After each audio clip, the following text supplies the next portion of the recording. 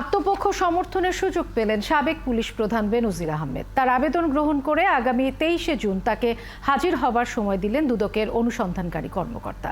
এদিকে তার সম্পদ দেখভালের জন্য তত্ত্বাবধায়ক নিয়োগের অনুমতি দিয়েছে আদালত। ফলে বিচার শেষ না হওয়া পর্যন্ত নিজের কোনো সম্পদ ভোগ করতে পারবেন না বেনজির।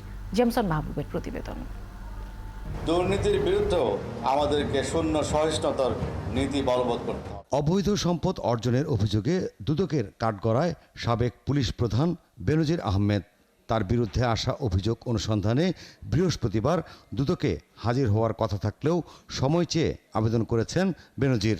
তার আবেদনের প্রেক্ষিতে আগামী 23 জুন তাকে হাজির হবার নতুন সময় দিয়েছেন দুদকের অনুসন্ধানী কর্মকর্তা। ফলে আত্মপক্ষ সমর্থনের সুযোগ পেলেন বেনজির। আজকে তিনি আসতে পারেন নাই, যার ফলে তার জনাব বেনজিরের বক্তব্য গ্রহণ করা সম্ভব হয়নি। যেহেতু ওনার ব্যক্তিগতভাবে শুনানি গ্রহণ করা সম্ভব হয়নি, তাই আমাদের অনুসন্ধানকারী দল আরেকটি তারিখ নির্ধারণ করেছেন, আগামী 23শে জুন 2024 তারিখ। এর আগে গেল 23 মে বেনজিরের 83টি দলিল জব্দ ও 33টি ব্যাংক অ্যাকাউন্টের লেনদেন জব্দের নির্দেশ দেয় আদালত। পরে 26 মে স্ত্রীর নামে থাকা 119টি দলিল ও গুলশানে একদিনে কেনা 4টি ফ্ল্যাট জব্দের নির্দেশ দেয় আদালত। স্থগিত করা হয় তার 23টি কোম্পানির শেয়ার।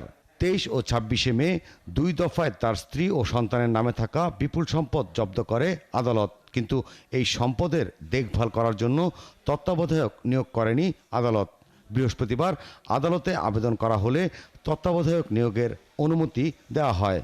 বিজ্ঞ আদালতে সেই বিষয়ে শুনানি হয়েছে এবং শুনানির পরে বিজ্ঞ আদালত ওনার গুলশানের যে 4টা ফ্ল্যাট আছে এটার বর্তমান ডিটেলস অবস্থান জানার জন্য বলছে। এই কারণে এই অংশটুকু বাদ দিয়ে বাকি যত সম্পত্তি, স্থাবর সম্পত্তি ক্রয় করা হয়েছিল সমস্ত সম্পত্তির উপরে রিসিভার নিয়োগ করছে। অস্থাবর সম্পত্তির ক্ষেত্রে কখনোই রিসিভার নিয়োগ হয় না। যেগুলি মুভেবল প্রপার্টি, এগুলি তো বিভিন্ন সংস্থা এবং ব্যাংক এদের কাছে অলরেডি স্থির অবস্থায় আছে।